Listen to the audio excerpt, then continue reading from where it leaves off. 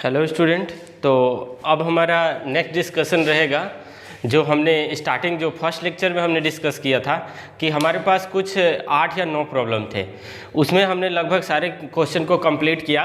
उसके बाद देखो क्या है हमारा जो लास्ट वन है, Y projection is not done in second and fourth quadrant. Second और फोर्थ क्वाड्रेंट में हम प्रोजेक्शन क्यों नहीं बनाते, ठीक है।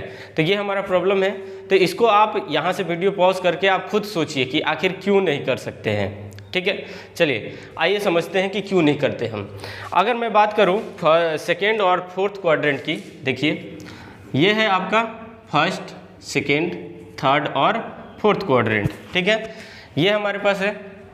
अगर मैं बात कर, देखो फर्स्ट और थर्ड हमने डिस्कस कर लिया, ठीक है, कि कैसे इसमें प्रोजेक्शन बनाते हैं। फर्स्ट एंगल में क्या होगा, फ्रंट व्यू कहाँ होगा, टॉप व्यू कहाँ होगा, साइड व्यू कहाँ होगा, क्लियर है। थर्ड भी अभी डिस्कस किया था। अब बात करते हैं हम सेकेंड की। तो देखिए सेकेंड में अगर प्रोजेक्शन को अगर हम बना रहे हैं तो क्या होगा कि पहला कंडीशन देखो कि अगर यहाँ पे है तो क्या होगा, HP से ऊपर VP के पीछे। यानी कि क्या बोल सकते हैं कि जो अगर हम सेकेंड क्वाड्रेंट में कोई ऑब्जेक्ट रखते हैं तो क्या होता है, behind the VP and above the HP। यानी कि VP से पीछे और HP के ऊपर। इतना आपको क्लियर है। चलिए तो अब देखते हैं, यहाँ हम प्रोजेक्शन करके देखते हैं, ठीक है, करके देखते हैं तभी समझ में आएगा आखिर क्यों नहीं करते। देखो अगर ये ऑब्जेक्ट यहाँ होगा तो हम फ्रंट व्यू कहाँ से देखेंगे, यहाँ से देखेंगे। फ्रंट व्यू आपका इस साइड से देखेंगे।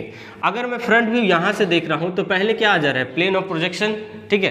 तो प्लेन ऑफ प्रोजेक्शन को क्या होना पड़ेगा, अगर मैं बात करूँ फर्स्ट कंडीशन, तो प्लेन ऑफ प्रोजेक्शन क्या होना चाहिए, ट्रांसपेरेंट होना चाहिए, ठीक है। क्या होना चाहिए, ट्रांसपेरेंट होना चाहिए। प्लेन ऑफ प्रोजेक्शन क्या होना चाहिए, ट्रांसपेरेंट होना चाहिए। इससे हमें कोई प्रॉब्लम नहीं होने वाला है, क्लियर। क्योंकि हमने थर्ड एंगल में भी देखा था तो प्लेन ऑफ प्रोजेक्शन कैसा था, वहाँ पे भी ट्रांसपेरेंट था। और दूसरा चीज कंडीशन देखते हैं कि जैसे इसका यहाँ पे मान लो प्रोजेक्शन बन गया, कहाँ पे, इस पे बन गया।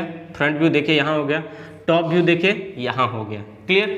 अगर मैं बात करूँ रोटेशन पॉलिसी की, क्या था हमारा, रोटेशन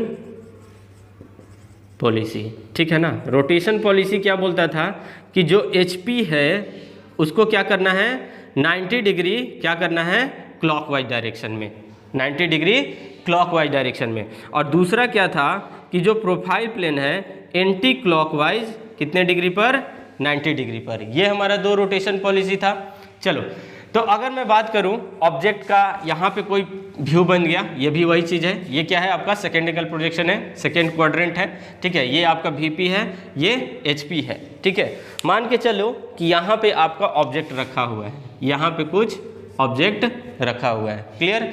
अब देखिए इसका जो ऑब्जेक्ट है, इसका अगर फ्रंट व्यू बात करूँ तो यहाँ बन जाएगा, मैं लिख देता हूँ। इसका क्या हो गया, फ्रंट व्यू यहाँ बन गया, ठीक है। इसका अगर टॉप व्यू बात करूँ तो इस पे बन गया, HP के ऊपर बन गया, क्लियर है। अब मैं इसको रोटेशन देता हूँ। रोटेशन कहने का मतलब फर्स्ट रोटेशन क्या था, HP को क्या करता हूँ, क्लॉकवाइज डायरेक्शन में, ठीक है, 90 डिग्री। तो ये HP है, कुछ ऐसे आएगा, ठीक है। HP को क्या किया, क्लॉकवाइज डायरेक्शन में रोटेशन दे रहा हूँ। तो एक देखिए समझिए इस बात को, जैसे ही ये HP 90 डिग्री जाएगा तो देखिए ऐसे है कुछ, इसको और अच्छे समझे। ये देखिए ये ऐसे है, ठीक है। यहाँ से जैसे ही ये 90 डिग्री इसको रोटेट करूँगा तो जो HP है वो किससे कोइंसाइड कर जाएगा, VP से, ठीक है। तो यानी कि जो टॉप व्यू है और फ्रंट व्यू है वो क्या करेंगे, आपस में क्या हो जाएंगे, ओवरलैप हो जाएगा, ठीक है। तो आप समझ नहीं पाओगे कि जैसे ही आपको डायग्राम मिलेगा कि टॉप व्यू कौन सा है और फ्रंट व्यू कैसा है। तो देखो ये डायग्राम कैसा बनेगा कि मान के चलो यहीं ही दोनों चीज़ एक ही प्लेन पे आपको दिख जाएगा। इधर दिखेगा टॉप व्यू, इधर दिखेगा फ्रंट व्यू, ठीक है। समझ के बात को इसको कि क्या होता है कि जैसे ही आप रोटेशन पॉलिसी अप्लाई करते हैं तो जो दोनों व्यू हैं वो आपस में क्या हो जाते हैं, ओवरलैप कर जाते हैं। इसीलिए हम सेकेंड एंगल प्रोजेक्शन को नहीं यूज करते हैं। अब देखो इसका एक लिमिटेशन है, मान लो अगर छोटा डायग्राम रहे तो हमें बनाने में दिक्कत नहीं होगा, लेकिन मान के चलो यही कोई मशीन का एक कंपोनेंट है, उसकी आपको डिजाइन कर रहे हो तो वहाँ पे क्या होगा, फ्रंट व्यू और टॉप व्यू बहुत ही कॉम्प्लिकेटेड होंगे।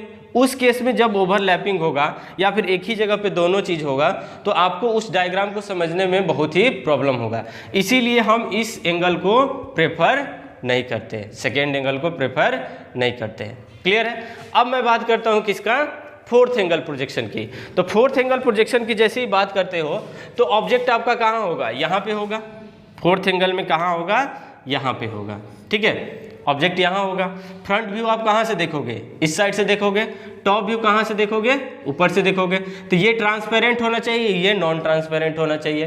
ट्रांसपेरेंट नॉन ट्रांसपेरेंट से हमें कोई मतलब नहीं है, क्योंकि हमने फर्स्ट और थर्ड दोनों देख लिया है। ठीक है, लेकिन जैसे ही आप इसको भी मान के चलो, यहाँ पे ऑब्जेक्ट रखा हुआ है, ये हमारा फोर्थ एंगल प्रोजेक्शन है। ठीक है, यही चीज़ लिखा हुआ है, देखो फोर्थ एंगल में क्या होता है, इन फ्रंट ऑफ वीपी और बिलो एचपी। देखिए यहाँ पे देखो, ये वीपी के सामने एचपी से नीचे, इन फ्रंट ऑफ वीपी और बिलो एचपी, वही चीज़ लिखा हुआ है, in front of VP and below HP.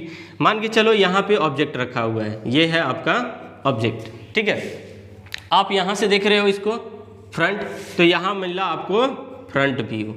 ठीक है, यहाँ से देखो तो टॉप व्यू कहाँ मिलेगा, एचपी के ऊपर, यहाँ मिला आपको टॉप व्यू। क्लियर है, यहाँ तक कोई इशू नहीं होगा।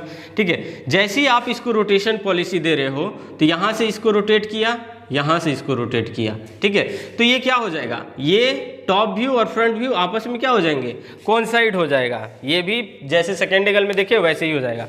जैसे देखो ये है ऐसे कुछ, इसको आप 90 डिग्री ऐसे रोटेट करोगे तो जो टॉप व्यू है वो फ्रंट व्यू से क्या हो जाएगा, कोइंसाइड हो जाएगा। यानी कि क्या बोलोगे कि यहीं ही आपका यहाँ पे हो जाएगा फ्रंट व्यू और यहीं आपका दिखेगा टॉप व्यू। क्लियर है। तो देखो ये इससे नीचे बनेगा, लेकिन जो एक्स वाई लाइन है उससे क्या बनेगा, नीचे बनेगा। और ये एक्स वाई लाइन से क्या बनेगा, यहाँ पे ये एक्स वाई लाइन से क्या बनेगा, ऊपर बनेगा। क्या बनेगा, एक्स वाई लाइन से ऊपर, ये एक्स वाई लाइन से नीचे बनेगा। क्लियर है ना। देखो ये नीचे की ओर आ रहा है तो एक्स वाई लाइन से नीचे, ये एक्स वाई लाइन से ऊपर। लेकिन जो टॉप व्यू और फ्रंट व्यू है वो आपस में क्या हो जाते हैं, कॉन्साइड हो जाते हैं। तो यही एक मेजर रीज़न है जिसके कारण हम सेकेंड और फोर्थ एंगल प्रोजेक्शन यूज नहीं करते हैं। क्लियर। तो यहाँ तक आप समझ लिए होंगे। देखो कारण, मेन कारण था कि जो टॉप व्यू और फ्रंट व्यू होता है वो आपस में क्या हो जाते हैं, ओवरलैप कर जाता है। क्लियर। इसी ओवरलैपिंग के कारण हम समझ नहीं पाते हैं कि हमारा टॉप व्यू कौन सा है, फ्रंट व्यू कौन सा है। क्लियर।